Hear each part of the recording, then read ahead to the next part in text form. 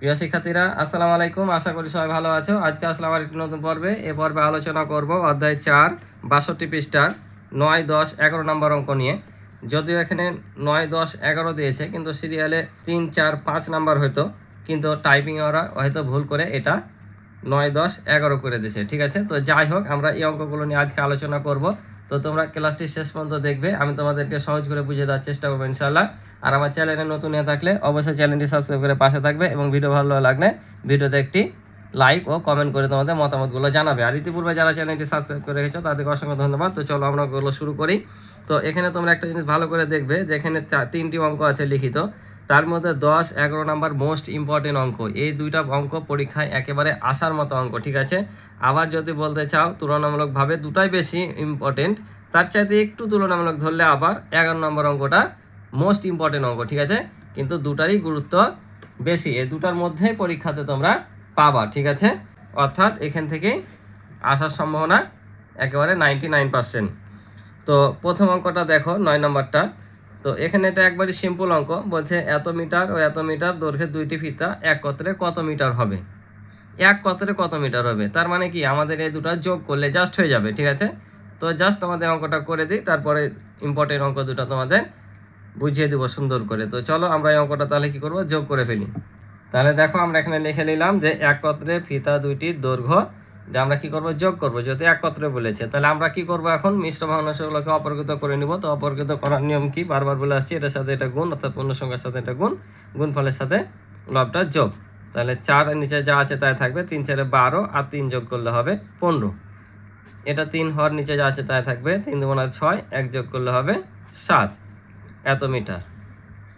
এবার যদি লসাগু করি, 3 আর 4 লসাগু হবে 12। তাহলে 4 দিয়ে 12কে ভাগ করলে 3 4 12, ভাগফল 3, 3 এর সাথে 15 গুণ করলে হবে 3 15 45, যোগ 3 দিয়ে ভাগ করলে 3 4 12, 4 আর 4 7 28।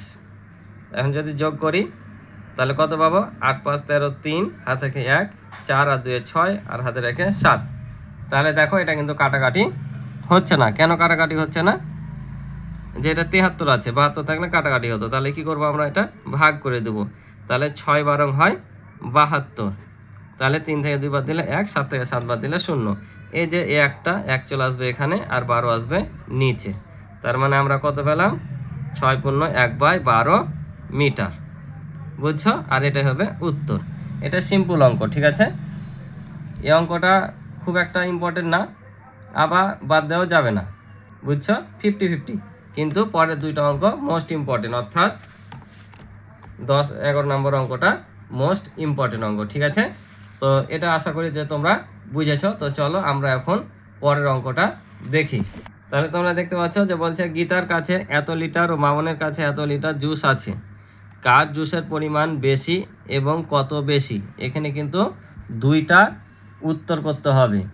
এখানে বলেছে যে দুইজনের কাছে জুস আছে, কার জুসের পরিমাণ বেশি এবং কত বেশি, অর্থাৎ কার কাছে জুস বেশি আছে এবং কি পরিমাণ বেশি আছে সেটা বের করতে হবে। অর্থাৎ আমাদের এই দুটো ভগ্নাংশের মধ্যে যে ভগ্নাংশটা বড় হবে তার কাছে জুসের পরিমাণটা কি হবে, বেশি হবে। তাহলে আমাদের নির্ণয় করতে হবে এই ভগ্নাংশ দুটির মধ্যে কোন ভগ্নাংশটা বড়।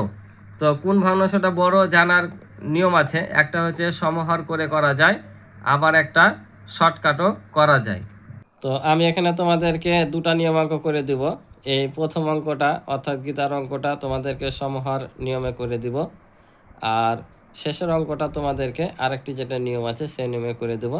তোমরা যেটা খুশি সে নিয়মে করতে পারো। ঠিক আছে, সমহার করে করাও সহজ, ওটাও সহজ। তো আমি গীতারটা তাহলে তোমাদেরকে সমহার করে করে দিই, আর 3 নাম্বারটা তখন ওই পদ্ধতিতে করে দেবো। তোমরা যেটা খুশি, যেটা সহজ মনে হবে তোমাদের, সেভাবে পরীক্ষায় করবে। ঠিক আছে, তো চলো আমরা অঙ্কটি করি। তাহলে দেখো, আমরা এটা লিখে নিলাম যে গীতার কাছে জুস আছে, যেটা দেওয়া আছে সেটা জাস্ট লিখে নিলাম, আর এটাকে মিশ্র থেকে অপরকৃত করে নিব। তাহলে অপরকৃত করব কিভাবে, 6 কে 6, আর 6 সাথে 5 যোগ করলে 11, এত লিটার। আর মামনের কাছে কি আছে, মামনের কাছে জুসের পরিমাণ দেখো, এটা সাধারণত দেওয়াই আছে যে 13/8। এটাকে কিন্তু অপরকৃত করাই আছে, বুঝতে পারছো। তাহলে এখন আমরা কি করব, এই দুইটি ভগ্নাংশের হরগুলোর লসাগু করব। ঠিক আছে, তাহলে লিখবো কি, ভগ্নাংশ দুটির হর এত এত লসাগু, তাহলে লসাগু কত হবে? 6 আর 8 24 হবে, কারণ 24 6 8 দুটো দ্বারা বিভাজ্য। তোমরা এভাবে করে নিবা, তাহলে পেয়ে যাবে লসাগু কত হবে। লসাগু কত হবে তোমরা করেছো। তাহলে এটার নিয়ম কি? এখন এই 24কে কি করবো, প্রত্যেকটা ভগ্নাংশের হর দিয়ে ভাগ করে লব হরের সাথে গুণ করব। তাহলে কত হবে? 4 6 24। তাহলে এখন তোমরা এই ভগ্নাংশটা উঠাবা, বইয়ে কিন্তু উঠানো নাই, তোমরা উঠাবা, উঠালে সুবিধা হবে, ঠিক আছে। আবার এটা উঠিয়ে একবার কি করবা, এই লব 11-র সাথে 4 গুণ, একবার হর 6-এর সাথে 4 গুণ, তাহলে উপরে 4 11 44, 4 6 24, বুঝা যায়। আবার 24কে ভাগ করবো কত দিয়ে? এ ভগ্নাংশের হর দিয়ে, তাহলে ভাগফল কত পাবো? 3 8 24। তাহলে এ ভগ্নাংশটা উঠায়ে একবার লবের সাথে 3 গুণ, একবার হরের সাথে 3 গুণ, তাহলে উপরে 3 13 39 আর নিচে 3 8 24, বুঝেছ। তাহলে এখন দেখো, আমরা জানি যে সমহর বিশিষ্ট ভগ্নাংশের যার লবটা বড় হয় তার মান কি হয়? বড় হয়। যদি হরগুলো একই হয় তাহলে লব যার বড় হয় তার মান বড় হয়। তাহলে এখানে দেখো কার লবের মান বড়, তাহলে আমরা দেখতে পাচ্ছি যে প্রথম ভগ্নাংশের লব বড়, এটা 39, এটা 44, তার মানে আমরা বুঝতে পারছি যে ভগ্নাংশটা বড়। আর এ ভগ্নাংশটা বড় মানে এ ভগ্নাংশ বড়, আর এ ভগ্নাংশ বড় মানে গীতার কাছে জুসের পরিমাণ বেশি, বুঝতে পারছো।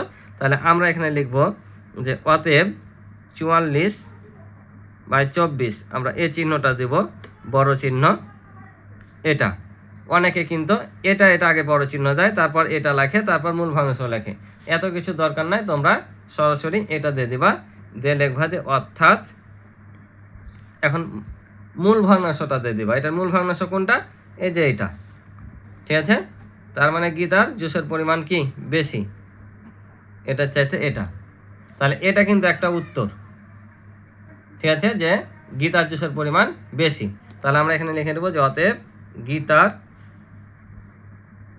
জুসের পরিমাণ বেশি, বুঝছো। এটা কিন্তু একটা উত্তর।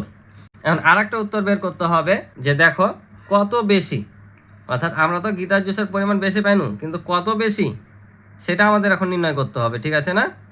এখন যদি আমি বলি যে তোমরা দুই বন্ধু বা বান্ধবীর কাছে কি আছে, একজনের কাছে আছে 40 টাকা, একজনের আছে 30 টাকা।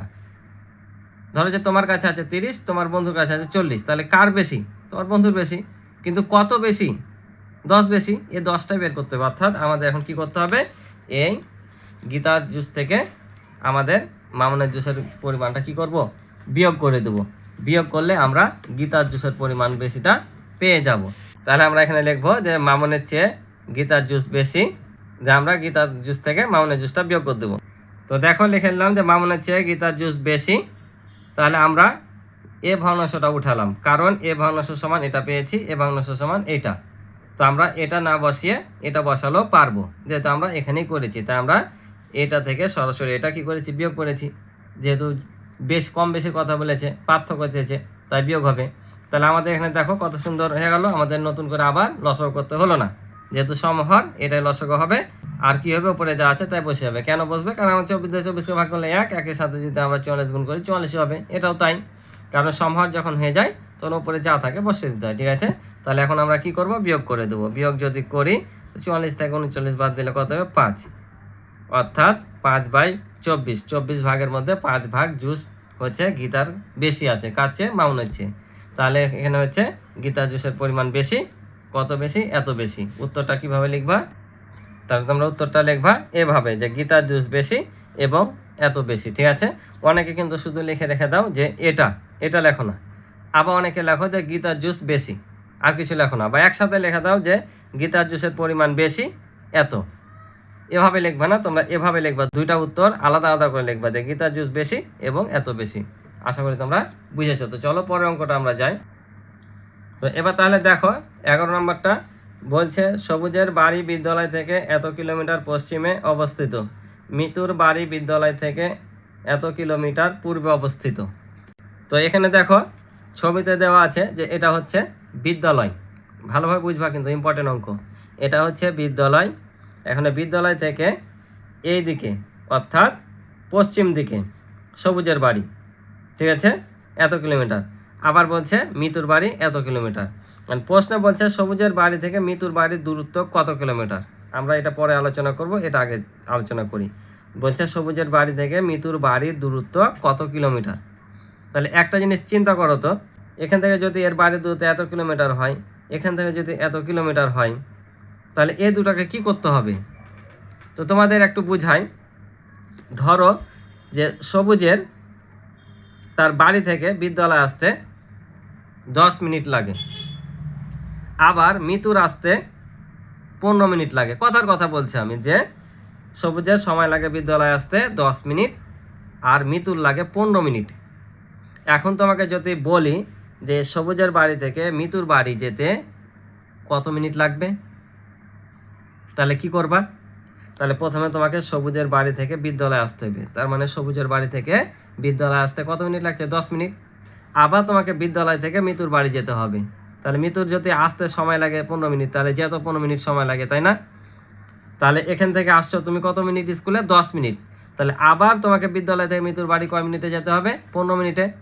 বুঝতে পারছো, সবুজ বিদ্যালয়ে আসতে 10 মিনিট লাগছে, আবার যেহেতু মিতুর বাড়ি থেকে বিদ্যালয় 15 মিনিট দূরত্ব, তাহলে আবার সবুজকে তার বাড়ি যেতে 15 মিনিট লাগবে। তার মানে এদিকে বিদ্যালয়ে 10 মিনিট, আবার বিদ্যালয় থেকে মিতুর বাড়ি 15 মিনিট, তাহলে টোটাল কয় মিনিট লাগছে সময়, 25 মিনিট লাগছে না, 25 মিনিট। তার মানে সবুজ যদি মিতুর বাড়ি যায় 25 মিনিট সময় লাগছে। তার মানে আমাকে কি করতে হচ্ছে, যোগ করতে হচ্ছে।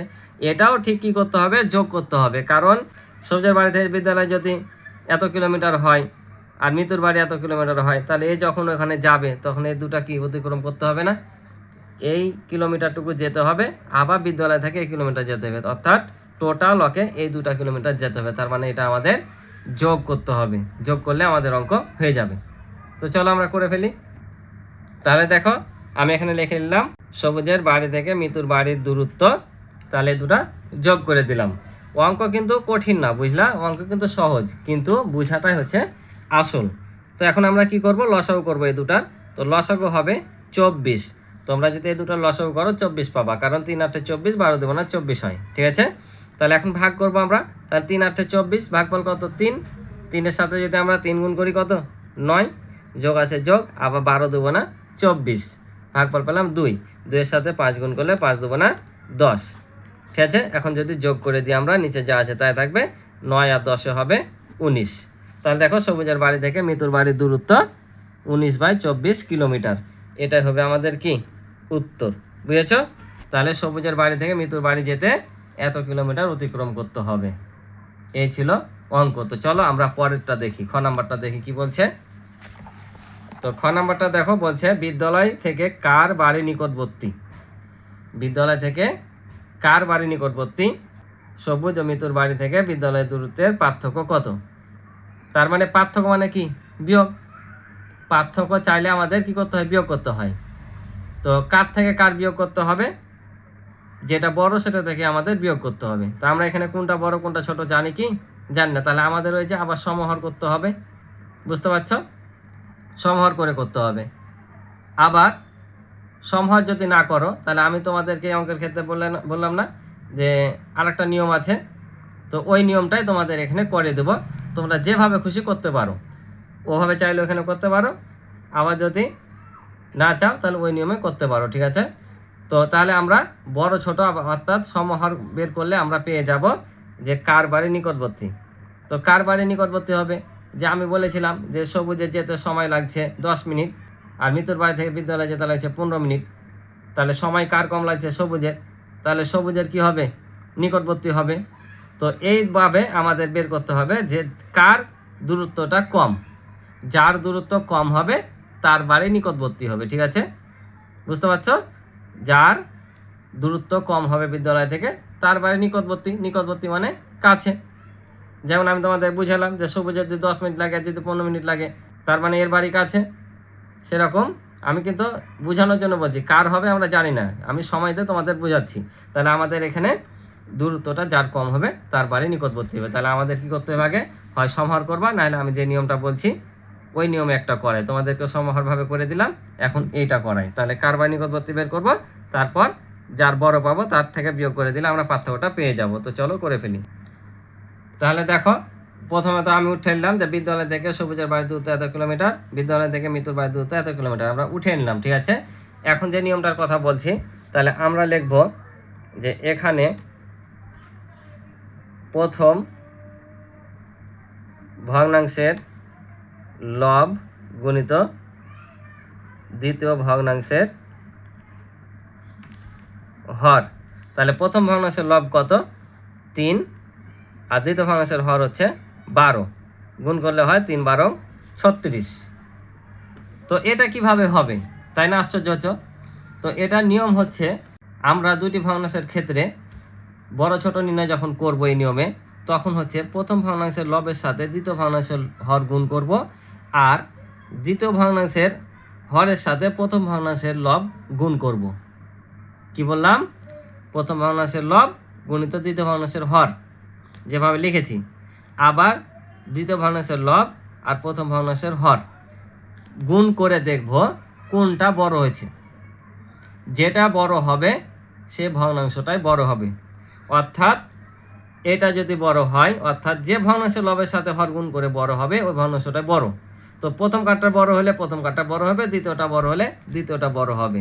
তো আমরা এটা গুণ করে কত পেলাম? 36। আবার এখানে লিখব যে দ্বিতীয় ভগ্নাংশের লব, এবার কিন্তু দ্বিতীয় ভগ্নাংশের লব গুণিত প্রথম ভগ্নাংশের হর। বুঝতে পারছো? তাহলে এবার দ্বিতীয় ভগ্নাংশের লব কত? 5, আর প্রথম ভগ্নাংশের হর হচ্ছে 8। তাহলে কত হয়? 5 8 40। এই যে দেখো এবার কোনটা বেশি? 40 বেশি না? আর 40 কোন ভগ্নাংশের লবের সাথে গুণ করে পেয়েছি? দ্বিতীয় ভগ্নাংশের লবের সাথে গুণ করে পেয়েছি। অর্থাৎ এখানে যে দুটো মান পাবো, এটা হচ্ছে প্রথম ভগ্নাংশ আর এটা হচ্ছে দ্বিতীয় ভগ্নাংশ। এটা যদি বেশি হয় প্রথম ভগ্নাংশ বড় হবে, এটা যদি বেশি হয় দ্বিতীয় ভগ্নাংশ বড় হবে। বুঝতে পারছো? তাহলে এখন বলো কোনটা বড়? 40 বড় না? তার মানে এই দ্বিতীয় ভগ্নাংশটা বড়। অর্থাৎ মিতুর ভগ্নাংশর বিদ্যালয় থেকে দূরত্ব কি কম না বেশি? এর যদি দূরত্ব বেশি হয় তার দূরত্বটা বেশি, আর এ যদি ছোট হয় তার মানে বিদ্যালয় থেকে কি নিকটবর্তী না? তাহলে আমরা এখানে বুঝতে পারছি কার বাড়ি নিকটবর্তী হবে? যার বাড়ির দূরত্ব বিদ্যালয় থেকে কম হবে সেই বিদ্যালয় থেকে নিকটবর্তী হবে, অর্থাৎ কাছে হবে। তার মানে আমরা দেখতে পাচ্ছি সবুজের বাড়ির দূরত্ব বিদ্যালয় থেকে কম, অর্থাৎ সবুজের বাড়ি নিকটবর্তী। তাহলে আমরা উত্তর পেয়ে গেলাম। তাহলে লিখবো কিভাবে?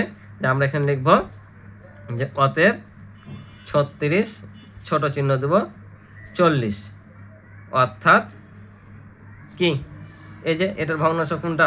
এটা ছোট চিহ্ন দেব, লিখবো এটা। বুঝতে পারছো? তাহলে আমরা লিখে নেব অতএব বিদ্যালয় থেকে সবুজের বাড়ি নিকটবর্তী। তাহলে আমরা লিখে নিলাম যে বিদ্যালয় থেকে সবুজের বাড়ি নিকটবর্তী, অর্থাৎ কাছে। তো তোমরা চাইলে এভাবেও করতে পারো, আর আমি যে এখানে তোমাদের এই নিয়মে করে দিলাম এভাবেও করতে পারো। যদি ওটা ভালো না লাগে তাহলে ওই অংশটুকু, অর্থাৎ এই অংশটুকু তোমরা এভাবে করবা। আর যদি এভাবে ভালো না লাগে এখানে, তাহলে তোমরা এখানে এই নিয়মটা করতে পারো। দুইটা নিয়ম দেখালাম, তোমরা যে খুশি সেই নিয়মে তোমরা করতে পারো, একই কিন্তু। ঠিক আছে? ওইটা একটা নিয়ম, এটা একটা নিয়ম। তো চলো এখন আমরা পরের অংশটুকু কি বলেছিল, যে সবুজ ও মিতুর বাড়ি থেকে বিদ্যালয়ের দূরত্বের পার্থক্য কত। তাহলে এখন আমরা জাস্ট বিয়োগ করে দেবো। তাহলে আমরা পেয়ে গেলাম কোনটা থেকে বিয়োগ করব? বড় ভগ্নাংশ থেকে, অর্থাৎ এটা থেকে এটা আমরা বিয়োগ করব। তাহলে আমরা পার্থক্যটা পেয়ে যাব। তাহলে দেখো আমরা লিখে নিলাম যে সবুজ ও মিতুর বাড়ি থেকে বিদ্যালয়ের দূরত্বের পার্থক্য। তাহলে আমরা এখন এখানে কি করব? লসাগু করব। তাহলে লসাগু কত হবে? লসাগু তো 24 হবে, তাই না? তাহলে 12 2 24, আর 2 পেলাম, 5 2 10, বিয়োগ 3 8 24, আর 3 3 9, এত কিলোমিটার। তাহলে বিয়োগ করলে কত হবে? 1/24। বুঝতে পারছো? এত কিলোমিটার। তাহলে এটাই হচ্ছে উত্তর। আশা করি তোমরা বুঝতে পারছো। তো আজকে এ পর্যন্ত ছিল অঙ্ক। আশা করি তোমরা অঙ্কগুলো বুঝেছো। তো ক্লাসটি ভালো লাগলে এবং এখান থেকে কিছু শেখা থাকলে অবশ্যই চ্যানেলটি সাবস্ক্রাইব করে আমার পাশে থাকবে, এবং ভিডিওতে অবশ্যই একটি লাইক করে দিবে, এবং তোমাদের কোনো মতামত থাকলে, কিছু জানা থাকলে কমেন্টের মাধ্যমে জানাতে পারো। তো আজকে পর্যন্ত ভালো থাকো, সুস্থ থাকো, দেখা হবে নতুন পর্বে। আল্লাহ হাফেজ।